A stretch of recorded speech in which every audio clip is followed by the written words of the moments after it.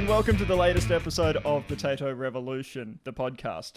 We're at episode 31, and I'm Mog. I'm Andy. I get confused about that, apparently. Sometimes. Yeah, I know, but it's okay now. A bit later on the show, we've got a fantastic interview with Dilruk Jayasinha. You might have seen him around on the telly.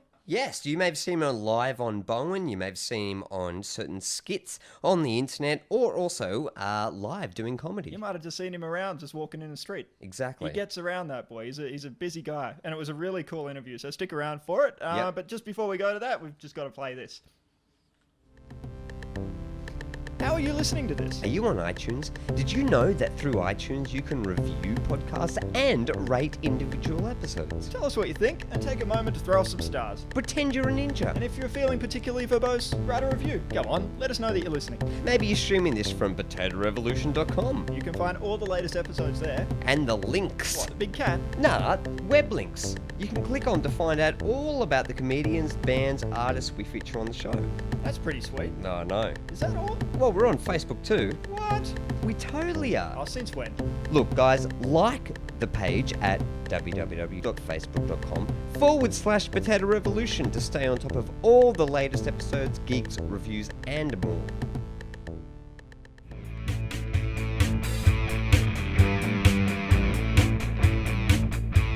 All right, well, here we are with Dilruk Jayasinha. Are we going? Yeah, we are. We're on. Hello. Thanks for having me. Hey, that's all I right. have to say at the top, I am excited because I was thinking this is the first time I get to hear you guys in stereo. Because I don't know if you know this, in the recording, if you pull, I think one of the mics only comes from the right. It does. Yeah, it's a stereo mix. That's fucking so cool to hear you guys.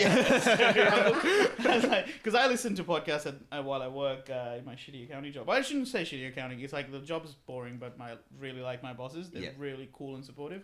But that's what I do to get through the days, listen to podcasts. Yeah. But I also like to show the illusion that I am working hard, so I like to keep one earphone in. Oh, I'm but sorry. I can't do it with no podcast because I have to put both in. Yeah. Otherwise, I miss half the conversation. Yeah. Well, maybe because of that, maybe I'll mix the audio for the vocals. But we do a stereo mix basically because this is boring for people at home. Yeah. But anyway.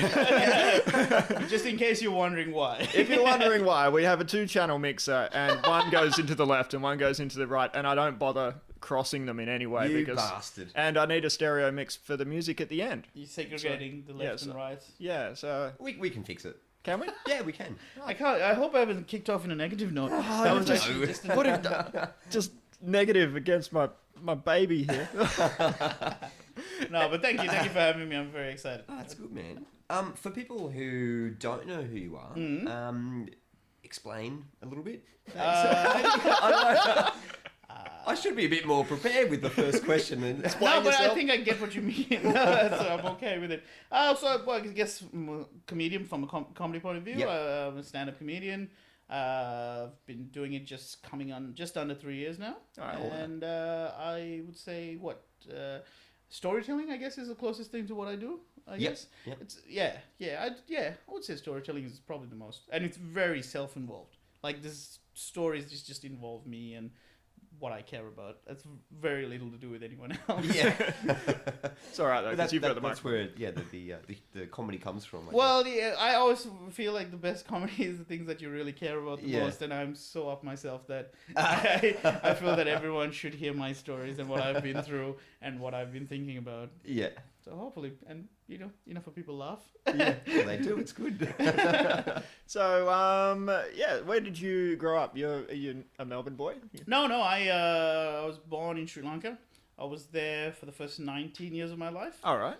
And then I came to Australia back in 2004 for uni. Yep. 3 years of uni and didn't want to leave. Pretty much, I kind of went through the whole process of getting my residency. And a couple of years back, I got my citizenship. So now I'm actually Australian. And a few months ago, I just got confirmed that I have Sri Lankan citizenship back as well. Oh, cool. So I'm both now. dual. So I've got a little dual thing. That's good. But for a while there, I was just pure Australian and nothing else, which felt really uncomfortable flying back to Sri Lanka and having to declare myself as a foreigner and pay for a visa. Yeah. Like, imagine paying for a visa to go back to your home country of 19 years was really strange. It's weird, yeah. Yeah, no, so that's my background very quickly. Yeah, so in terms of comic influences. What would you say your first, the first things that you heard, like comedy wise? Well, I think That's the briefly worst we sort of said- question structure ever. Luckily, I listened to most of the other podcasts, so I know what question you mean. What you're trying to say. That's good. No, I think it was initially very early on was Mr. Bean, like Yep. Ron Atkinson stuff, very yeah, physical yeah. comedy, and this is I'm talking like 5-6 years old, and then Ace Ventura when that came out, the Jim Yep. Carrey stuff. I Oh, yeah. really like. I used to spend hours in front of the mirror trying to make faces and stuff, be like them, but then. And then the Ron Atkinson live cassette. It would have been a VHS, cassette. Yeah, Yep. yeah, and yeah. I just watched over and over again and memorized everything about it and just loved it. But then around the age of 11, we got a hold of Eddie Murphy's Delirious, and that Whoa. really kind of changed At everything. 11. Oh. I know. And I was banned from watching anything. my mom, who is a conservative Muslim, I say that emphasizing because my dad's a Buddhist, and as I say on stage, for whatever reason, they sent me and my brother to a Catholic school because Just to mix it up. the kids shed light. aren't fucked up enough already. Let's just really mix them Well, up. they couldn't agree on a school, so they just went third field. Well, apparently, Dad wanted us to go to that school because they had good sports, but neither my brother and I ended up doing sports. Instead, I think I was the president of the Scrabble club. Yes. And a trivia club called Do You Know Club. So I'm not making. I wasn't president of that. I think I was just a active member. But anyway, Delirious was like this thing that just really changed everything. I just never knew. I think for whatever reason, I've always been an attention seeker and wanting to make people like me through humor. And I think seeing that. This is all unconscious. Like, I wasn't conscious of this at the time. Yeah. This is looking back, going, I was like, I just really gravitated towards that stand-up special. And then we got a hold of Raw, which is the other Eddie Murphy stand-up special. Yep. And then my dad actually was he worked overseas, so he was a fun dad. And he'd come, like, he'd come in short bursts. And we were like, come and check this out. We found this thing here. It's really funny and stuff, but don't tell Mum. Yeah. Mum's the strict one, right? Yeah. I can relate to it. Yeah. And Dad totally sold us down the drain. He was watching it with us, and he said, I'm just going to go to the toilet. And he's gone to Mum. He's like, do you know what our kids are watching? He's like, this is not really, this is crazy. So we got into a bit of trouble for that. But then, for whatever reason, Dad realized that we really liked it. My brother and I, we were like comedy nerds, not knowing that we were comedy nerds. Yeah. But because he worked overseas, he'd had more access to stand-up. So he started bringing tapes of like Eddie Izzard's Dress to Kill and Lenny That's Henry. awesome. Yeah. Holy So shit. So that kind of stand-up started becoming a thing. And recently, my brother, like a few years back, we realized that was a time when my brother, whenever I'd made him laugh, he'd go to my mum's handbag and get out some cash and pay me. So he's like, that's a 10 rupee joke. Here you go, that's great. And then the occasional 20 rupee joke will come if it's an absolute killer. That's brilliant motivation. We'd forgotten about it until a few years back. Going, I think you were the cause for all this. Like, you made me think that I'm good enough to get paid to say funny things. Like, Wow. So you did that for him, and you started off his career as being a criminal. yeah, exactly. Stealing my mum pay. And then her mum was aware. Mum was in the room, and she's like, "What are you doing?" He's like, "Oh, he deserves it." That was a good joke. So my brother definitely, obviously, had a very direct influence on me wanting to do this. And all again, like I said, all this must have happened subconsciously, not knowing. But yeah, that's so Eddie Murphy is probably the biggest. And then we started getting Conan and Leno, and you'd see stand-up spots there. But I don't remember much of it. Yeah. Then sort of came to Australia, and I think the first ever stand-up gig I saw live ever was Dave Hughes, followed immediately by Will Anderson. And sort of seeing Will Anderson was like, it always sounds like an insult, but I don't mean an insult at all. Seeing Will Anderson made me realize, maybe I could do this too. It sounds condescending, but what I mean by it is like, I saw a guy just talking without any kind of voices or, any kind of shtick. Like character. You know what I mean? Everything else I'd seen always had like Dave Hughes, a very defined comedy persona that could say anything that was and still be funny. Yeah. Or like Eddie Murphy was just this big kind of larger than life. So many different characters and things like that. And Eddie Izzard to a certain extent is quite unique as well. You know what I mean? Like even the whole the transvestite angle, all that sort of just felt like there was something different about them. Whereas with Will Anderson, I was like, oh no, he's just a dude, Just some dude who's like talking to his mates and making them laugh, which is what I was doing with my friends. And I was like, oh, so there is a possibility just to say your interesting thoughts and people will get on board. Yeah. So that was the first time. So he was probably been my biggest influence, Australian comedians wise. Okay. And I sort of started following, and almost I think every year I think I went and saw him. So and then little by little it just started getting more and more this need to want to do it, but I kept burying it because I think I just kept going, oh, I don't want to try and fail because I loved it for so long that I just didn't want to be told that I can't do it. I understand. It's a horrible feeling. It's a terrible philosophy. It's a terrible way to live. No, I understand it. I didn't say it was good. Yeah, exactly. Yeah. It's horrible.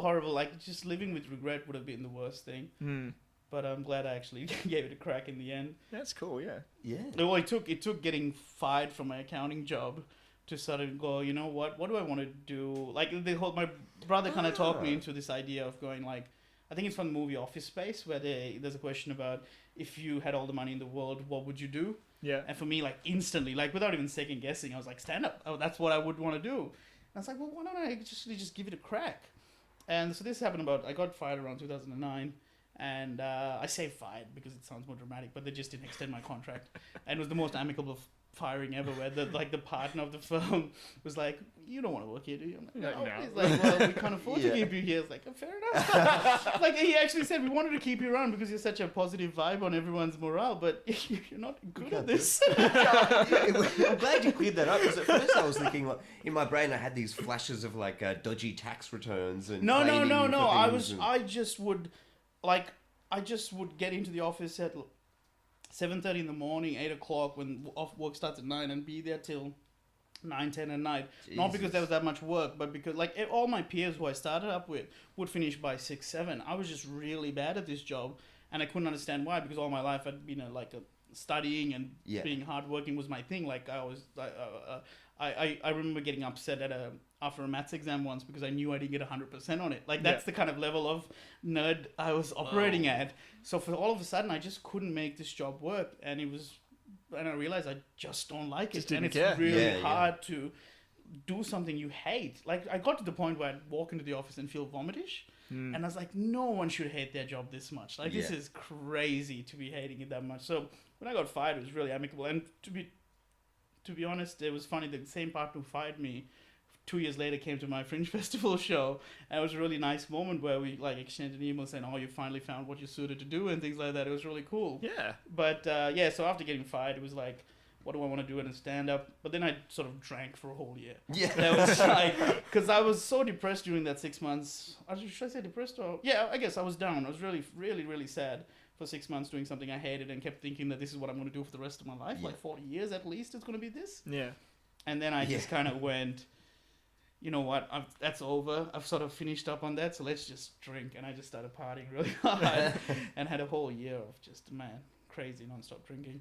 And then kind of went, oh, what happened to that stand-up idea? Let's look at that again. And I started going to the Comics Lounge workshop. Yep. And Okay, so you started that. Yeah, that's where I started. That's where I was like, well, do you know Suren Jayamana? I know the name, but... he used to perform in Melbourne. He still performs, but he's moved to Sydney. Right. He and I used to work at that accounting firm. And he had done like 2 or 3 gigs. He had done like Raw, and he knew about the workshop.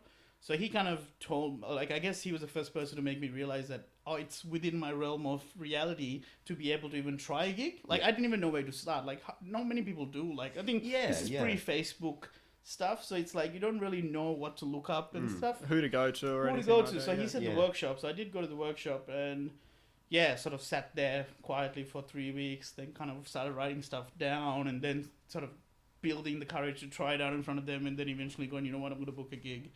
And then I booked it. So my first gig was at the Comics Lounge, September 21st, 2010. I remember the date very clearly. How'd you find the... Well, actually, I was going to say, how'd you find the first gig? But just before, I'm curious, how did you find the workshop? I've heard mixed things from comedians saying it's workshops are good and bad, or they're shit, or they're really good. Well, the workshop at the Comics Lounge when I was doing it was free.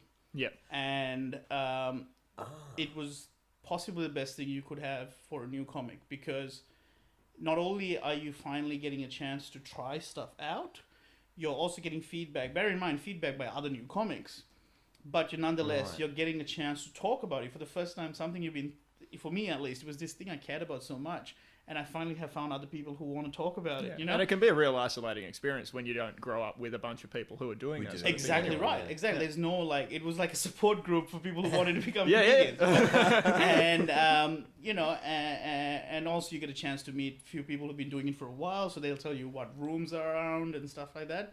And it was the perfect start. But I always said, like, I like going back to the workshop once in a while as well, because I still really like seeing, like, you seeing someone trying out something for the first time and seeing it work and get excited is really kind of an addictive thing to watch. Like, I love watching the Raw Comedy Heats because of that. When you see someone who's just give it a crack and they actually do well, and there's just like a genuine excitement in when their entire body is like, oh man, I want that. That's so cool, you know? Yeah. But with the workshop, I feel the problem is you can get stuck into it.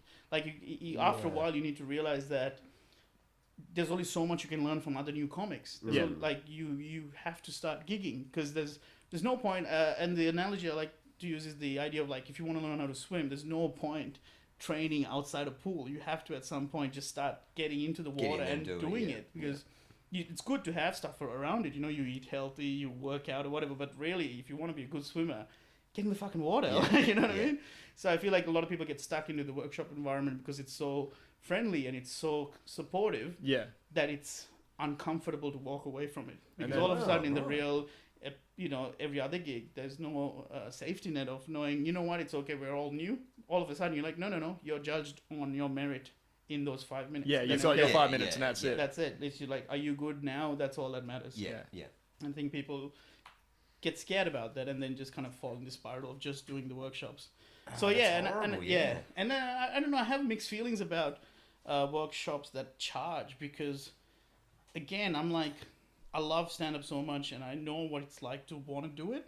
So if there's anything out there that gets you to that point of wanting, or gets you to do it, and you can afford it, then I think there's nothing wrong with that. But again, I feel like there is a certain point where it stops adding value and then just become like in each person. I feel like after you learn certain things, the rest of the lessons can only be learned by doing it yourself.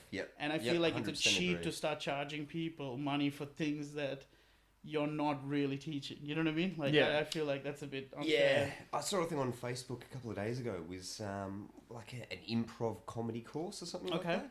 And they were charging $500 for, I think it was like 4 or 5 sessions. For improv comedy. And I don't know who ran it or whatever, but as soon as I saw that, I just wanted to kick the computer screen as hard as I could. Well, I totally get what you're feeling as well, but then again, I'm always like, you know what, like, there's so many reasons not to do this thing, because it's so scary and because you don't even know where to start. So if there's someone out there who kind of feels like, well, I've got the money, I might as well, you know. If that's the thing that kickstarted them to get something happening. Yeah, maybe it's good. I don't know, but there is also something uncomfortable about the idea of people getting taken advantage of. Yeah, you know what I mean? That's what I feel, That's what I'm not so it's like I'm not sure about. It's almost like peddling spirituality, in my opinion. If you're charging people to save their souls, then there's something amiss. I think that's the best way to look at it. You're right. If it helps someone, good on you, and it gets them through the day, well, that's fine. But as soon as you start making, obviously, financial benefit from the vulnerability of other people and the fact that they're lost. You've got an agenda. Yeah, totally. What would you say is the worst gig you've ever done? I've had a few.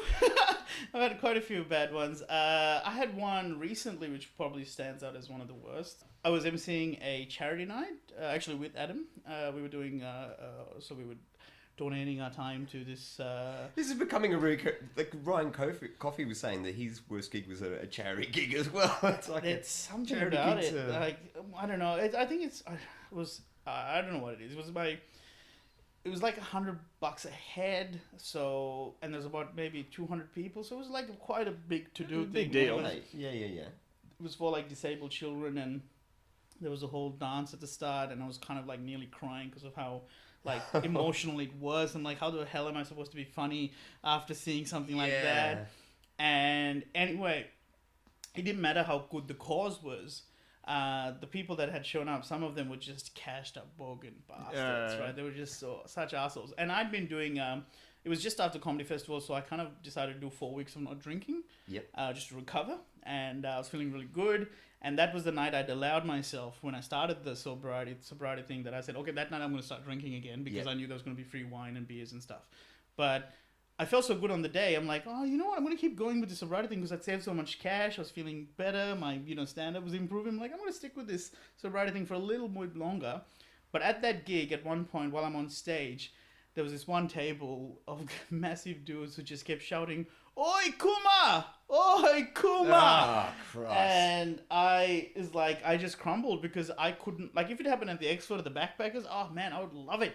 Like, I would really ride that. I'd love to take that guy on. You know, not physically. I can't do it physically for shit. But yourself banned. Yeah. Because I mean that's what one of the benefits of doing those tough rooms like the Backpackers and Expert is, because of it gives you that exposure to a hostile crowd. Yeah. But this time I was like, I can't address him because it'll really kill the vibe of the emotional night. Like, everyone's kind of having fun. It was just one table. Not everyone heard him.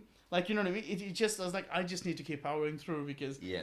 And I walked off and I went to the bar and asked for a bottle of wine. And I was like, fuck this sobriety shit. Fuck all you cashed up bogans. I am drinking the shit out. And I was quite drunk by the end of it.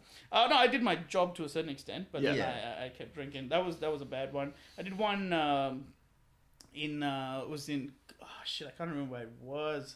But there was, the rovers who basically are scouts who are too old. Next level scouts, and I went up to, I wish I knew the suburb. It was just outside Melbourne. I didn't know those guys were still going, but there you go. Yeah. And they had this, they had like this massive stage, like it almost looked like a Big Day Out stage. Right, okay. And it was looked so cool. Yeah. And I must have been about a year and a half into comedy, I think. Yeah.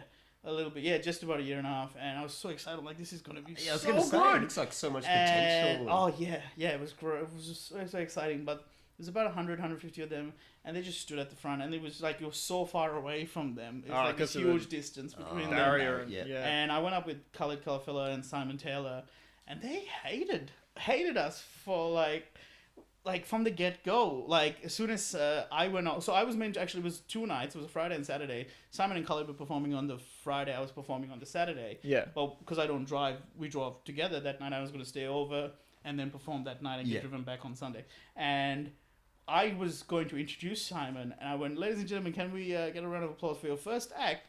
And already they were like, oh, that's so funny. Tell it again. And I was like, this is terrible.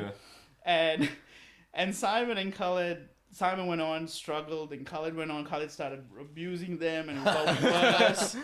And I say this now in hindsight, realizing how stupid it was, but I don't know, for whatever reason, I then went up to the organizers and I said, rather than saying, hey, I'm not going to do this, I said, hey, I'll do my spot now, rather than doing it tomorrow. Because in my head, I'm like, well, it's still stage time. I still get to perform, right? So I was like, yeah, I'll go now, like an idiot.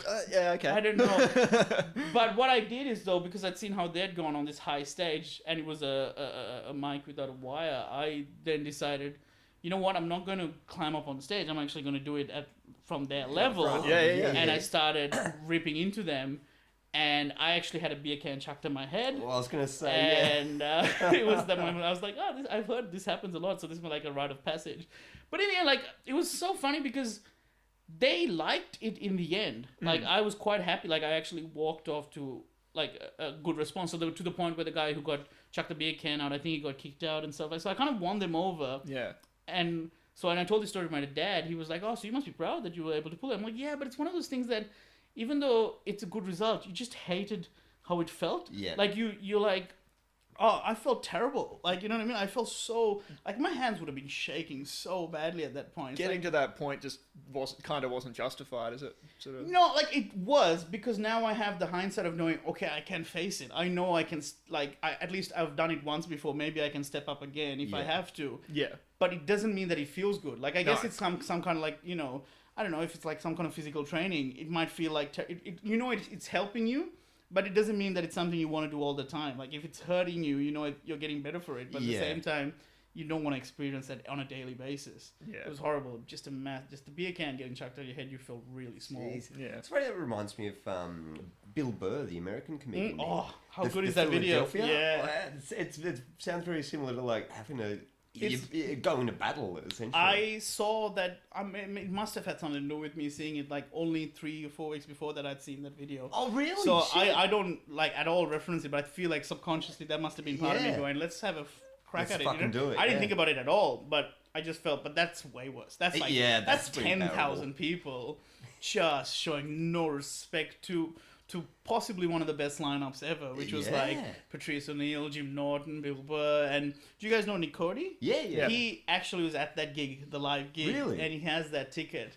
And it's his story, but I don't think he'd give a shit me telling it. But anyway, because he opened for Bill Burr last year, he actually got Bill Burr to sign that ticket as well, which is just fucking lucky cool. Little man. That's so cool. Do you have like a memorable heckle, like the most memorable? Oi Kuma probably stands up in my head. Actually, the most fun heckle I've ever had is during this year's comedy festival. I got heckled by a white blonde woman in Sri Lankan, which was just blew my mind. I had nothing to come back to. It was not like a heckle in the sense that she's been abusive. She's I consider a heckle any kind of interruption to the show, vocal interruption, and she was just my brain melted because I'm like, these words should not be coming out of a white woman with blonde hair. In Australia, like if she was in Sri Lanka, I'm like, oh well, she lives here. She must have picked up the language. I'm like, why are you saying these words? It was so much fun. Turns out, like, her husband's from Sri Lanka, which she's been married to for like 30 years, so she picked up a bit of the language, and it was really cool. So that was probably my most fun heckle because I had nothing to come back with. Yeah, so she was just playing, just go like, and she said showing off. I listened back to the recording of that, and all she had said was like, "Thank you very much," and "I love you," or something like that. It was very simple, right? It's not even like a bad heckle at all, but it just broke my brain. Yeah. Have you ever thought about going back to Sri Lanka and doing a gig? Or absolutely. No. I always have that as the back of my mind, but it's like my brother and I have like my brother is like funnier than I am. Yeah. He just doesn't have the insecurities to want to get up on stage and get people to like him like I do. I really need the love of random strangers. But he's much more secure in himself. But he's much funnier than I am. So we like talk a lot about, we all chat a lot on Viber and Skype and stuff like that. And we have like a running list of jokes that can only ever work in Sri Lanka because it's so contextual. Is that contextual? Yep. And sort of make a short list of it for an idea to one day do a show in Sri Lanka that is catered to just Sri Lankans. But the stuff that I do now would never really fly there. Yeah. Because like Russell Peters, he went to Sri Lanka and they thought he was too dirty. Like he's not he swears and stuff, but he's not a filthy comic. You know what I mean? I mean, he has some filthy bits, but generally he's not a filthy comic. Yeah. He's not a blue. Yeah. Yeah, but so my stuff about like religion and stuff would just wouldn't fly. I'd get heaps of trouble in Sri Lanka if I did most of my stuff that I do now. Yeah. Just the idea of freedom of speech doesn't really exist. Yeah. I don't know. Maybe it might. It'd be fun to do. I definitely want to. It's without a doubt something I want. Jailed. Oh no! Yeah. No, not like that. I don't want to. I don't want marketing angle. No, because it doesn't extend to just me. Like it'll go to like hatred towards my parents and my family and stuff. So it just a lot more people would get affected by it. I don't know. Do you guys know the American comic Kumail Nanjiani? He's a Pakistani born, like very similar. Went to America and started doing stand up, and he had a one man show about him becoming an atheist.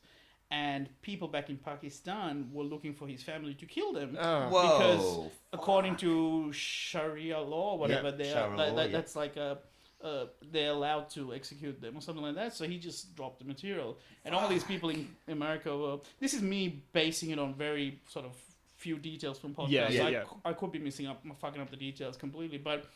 He, all these other American comics are like, oh man, no, you gotta speak your mind and blah. He's like, no, you don't understand. My family will die if I do this. Are my jokes really that worth it? Yeah, you know what I mean? What cost? Yeah. What cost does freedom of speech really matter if people will get killed? Yeah. Like it's stupid. So I don't know. There's two sides to the argument saying that's more of a reason why you should talk about it and bring more light to some of what I would consider heinous crimes against humanity. Yeah. But so you don't want your family to be martyrs for it, though. Yeah, exactly. For your little dick jokes and atheism. Yeah, that's right. Yeah, exactly. So that would be it wouldn't be as bad in Sri Lanka. I don't think it'll be as far as death, but there will be there's heaps of people who get into trouble, it's just even nowadays it's so easy to hate. You can just email someone and spread hate so quickly. My parents don't deserve that. They've been so good to me all my life. I don't want my you're not gonna put them through that. Yeah. What I think is an interesting view on religion to affect them. Yeah. You know what I mean? I don't know. Yeah, that's a fair call, man. Yeah, that's fair enough. It was funny. I was actually showing some workmates today. I've seen it before, but I love the little skit you did with Jay Morrissey. Oh, in the taxi. Cheers, man! Thanks. Smell the beer. Yeah. That was fucking awesome, man. Thank you. That was one of the most fun things I've ever done. It was just really cool because Jay kind of had the rough idea of what needed to happen. But everything improv. Or... Yeah. So he released a little a follow-up minute and a half of all the bloopers and all the outtakes. Yeah. And I'd forgotten some of the shit that we were saying and things like that, and it was just so much fun because he allowed me to just. He said, okay, so we need to get here, and so just let me go and rattle off. Yeah, that's awesome. So it almost became a challenge for me to try and make him laugh. Yeah. In a way, it was kind of ruined a few things, but at the same time, it was just so much fun. But yeah, thanks. That was really... Yeah, a lot of people have liked that clip. And, it's good. It's interesting. My mum's not allowed to watch it because she hates the idea of she has some phobia with plastic bags going on people's heads. Oh, and then one of the big punchlines. Nothing to do with gay. Nothing. No. That's all fine. That's all fine. My when they came to my parents came to a show for the first time last year, and the first time they saw me perform. I stacked it with my dirtiest material. Yeah. Just because I wanted to get it out there. Because I've never said the word shit in front of mum and dad. Yep. We weren't allowed to say shut up to my brother or each other. That's how kind of strict we were. So all of a sudden I'm talking about, cunt and jizz and stuff. So it was really cool to kind of get it out because I was like, oh, this is what I do now. Hope you're cool with it. Yeah. And they don't, mum doesn't like it. But she knows it makes me happy, so she's kind of on board. That's really cool. But that's all fine. This plastic bag going on my head would actually upset her. Would really make her feel so uncomfortable. So she's not really allowed to watch that. Well, she's just been through heart surgery, so we kind of went, okay, let's let you recover a little bit before you see. Don't prod that one. Because there is for people who are listening who don't know what I'm talking about. We'll link it on the. Oh, cool! Yeah. No, thanks, man. I liked it, and I also said yes to it because I was always with my stand up and stuff as well. I try to avoid talking about being brown. Essentially, I didn't want that to be my only kind of thing I want to talk about, which is. It seemed like the obvious place to go, but I was like, I just want to learn how to be funny because I'm funny, not because I'm brown. Yeah, it's good. Exactly, yeah. So for me, when he said it's a taxi driver, at first I was like, oh, it seems so typecasted. Yeah. But then I sort of heard the idea, and I'm like, oh, this didn't matter that I'm brown. It just happens to be a taxi driver who's an idiot. It was weird, basically. Weird, creepy. Yeah. I was like, I can do that. This has nothing to do with me brown. This is great, So I said yes to that, and it turned out really, really good. Fun. You've also been on live. Was it Live on Bowen? Live on Bowen, yeah. That's a Channel 31 show. Yeah. Are you?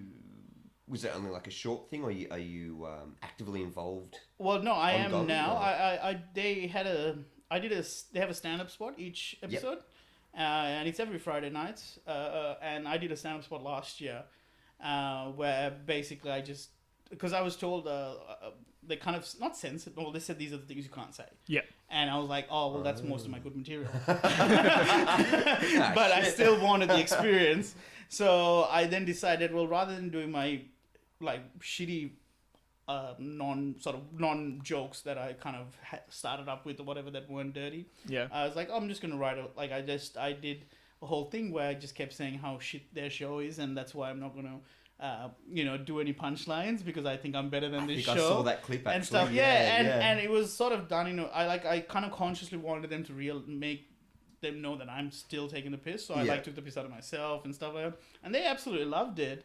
So the producers then, when they came into season 2, asked me to jump on as a regular and to sort of play that character who is a dick and who is thinks he's better than the show, but clearly isn't, and things like that. So yeah, I've been doing that for the last few weeks, and that's a lot of fun. That's really tough as well, though, because it is live. Yeah.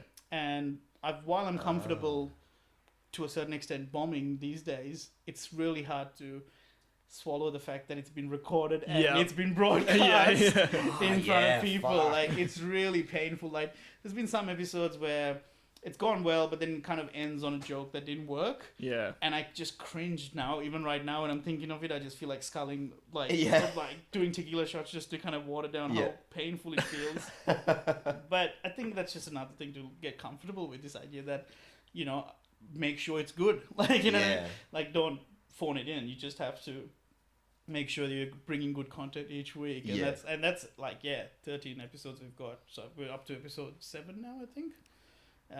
So that's been a good, interesting challenge to churn material. And there's a writing team and stuff as well. So that's a bit, you work with them. Yeah. Well, there's there's 3 segments that I was kind of given as guidelines to do, and one of them I was like, well, we'll make this one essentially my straight stand-up with a bit of a catch, which is like me standing at a bar or whatever. Yeah.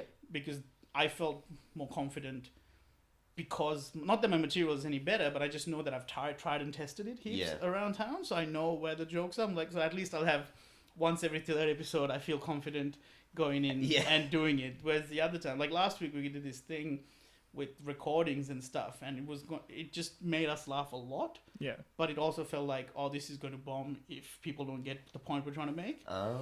It kind of worked, but it still was really uncomfortable to be there in front of cameras knowing that not everyone's getting the joke, Yeah, I can see it make you sweat. Oh man, every clip of me in that episode, in this show, is I've got makeup to try and stop me sweating, but it doesn't help. It just pours out of me because of how, like, it's a different kind of nervousness as well. Yeah. It's just like I'm comfortable saying the words, but like the bright lights, everything about it is so pressure, foreign, and it's just like this. It's like high wire, I think is the word. I don't know. Just people are running around making sure that, because if you don't finish by a certain time, if the advertisement doesn't get through and all these kind of... so you're rushed. Yeah. It's just, it's beautifully run, even though, like, it's how do you say, it's all student-based, right? Everyone's volunteering, so there's so many fuck-ups. Yeah. And when you're used to watching things like Conan or Saturday Night Live or whatever, these professional run things, it's really kind of discerning to see how many like bad like shit that happens. Like one particular show we had where there's like a fire alarm went off, or sometimes the mic's not on. Like when I did my stand-up spot, I wasn't mic'd for the first minute, and you can hear people in the one I saw. Yeah. You can hear people in the control room going, "Is it working?" I was watching that going. I turned the volume up on the YouTube clip and also on the computer. I'm going, why can't I hear you? And then it kicks in. Right, exactly. I've tried to put it in the description of that clip to say that it doesn't work, but I guess not many people read the description. But then you kind of, once you start working with them, you realize, oh my god, everyone's working so hard. Yeah. Everyone so far that I've met is so nice. Like, you kind of go, yeah, fair enough. Like, we're all learning. You know what I mean? Everyone's at the very start of their careers. Hopefully, from everyone. There's like people who work on the lighting after it's come to screen just before it goes to air. You know what I mean? There's all kinds of people that are working on this, and it's also good for me because with stand-up, it's so self-involved, and so like it's just on me whether it goes well or not. That working with this, all of a sudden you like have to put your ego aside a bit, because it's like you have to work with at least like so many. There's like 30 different people working at the same time. Where there's a lighting guy, there's 4 cameras, and it's a real kind of a humbling experience for me to kind of go, oh yeah, it's just not about me anymore. But I mean, in my head, I think the whole world spins around me. But in this, I'm like, no, I just need to step back and let them have the discussion, and then I can ask my question about, hey, can you do this for me or whatever. It's a lot of fun. It's really tough, but it's a lot of fun. Thanks, Dil, for coming in. Oh man, thank you so much for coming in. I'm sorry I ran long. Like I said, I do love talking about myself a lot. So we love listening to it. It's all good. I'm happy. I really feel bad after every time someone asks me about how's your comedy. I'm like, yeah, let me tell you about it. And then it turns out it's 2 hours later. Thanks, guys. No problems.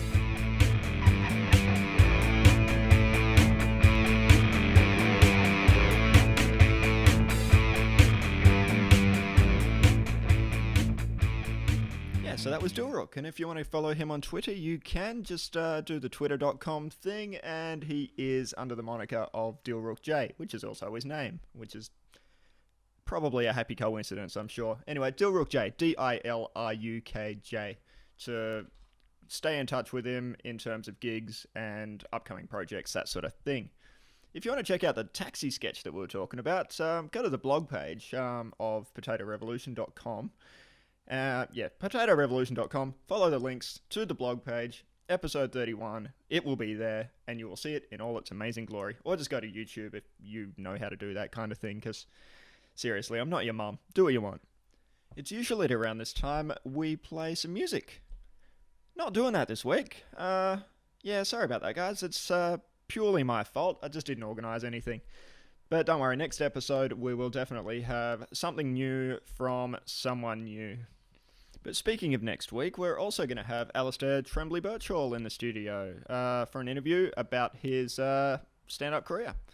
If you want to know more about him, you should check out Two in the Think Tank. That's his podcast. You can find that on iTunes. If you Google it, it probably is the first thing that comes up. That's a thing that he does with Andy Matthews, where they sit down for an hour or so, come up with joke ideas, and just record the whole thing.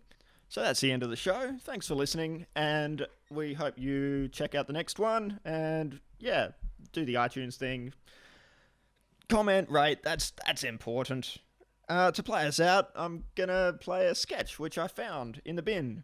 It's something that Andy recorded about 5-6 years ago. And to give you a little bit of background on it, Mike and Liam is a TV show that he and I have been developing for countless numbers of years. And at this point in time, when this particular sketch was recorded, we'd been working on it for maybe a year and a half, and he was acutely aware that we weren't getting anywhere.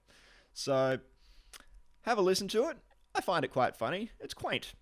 I don't know. If you don't know Andy and I, maybe this is uninteresting. But check it out anyway. It's got sound effects. Sound effects are fun. Good evening, and my next guest tonight is Andrew, the second half of the team behind Mike and Liam. Andrew, if you could just tell us how you and Morgan met. Okay. Well, it all started pretty much... I was running down the road. Elephant! Has anyone seen my elephant? I'd lost my elephant. Have you seen my elephant? I can't find my elephant. And, that's when I encountered Morgan. Oh my god! Check out that chick. She's awesome! Dude? That's not a... Ah, she's awesome! Dude, that's an elephant. Don't go anywhere. I'm gonna run near the elephant now. Watch me run. I'm running. Ah, hello, Mr. Elephant. Don't. Let me go. Don't do that. I'm coming, dude. I'm coming. Watch out. Dude, watch out. Dude. Let me go. Okay, come here. Come to the left. Come to the left. Don't Drop him. Watch out for the car. And that's when Morgan got hit and killed by the car. Oh my god! Yeah, apparently he went to heaven. That's what he told me anyway.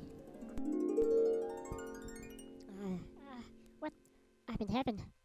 I'm in heaven. Oh my god. What's that? That's an angel. Oh, it's a lady angel. And she's got no clothes on. Oh my god, an angel with no clothes on. I am an angel of the Lord. Go back. You must go back and make Mike and Liam. I will make Mike and Liam. I will. Wait. Oh my god. That wasn't a lady, that was a man! We, from about that time when he came back, when we talked about things, we realised that, the timer was on. The clock had started ticking. We had to do Mike and Liam. Okay, dude, where you go? Alright, dude, I've got an idea for Mike and Liam. Okay, right? They're running. No, wait, no, different idea. Okay, different idea. What? Okay, they're running. Yep, running. Okay, wait. Okay, then, What? okay, You better run out of ideas. we realised at that time that basically we had too much testosterone in our bodies to actually concentrate.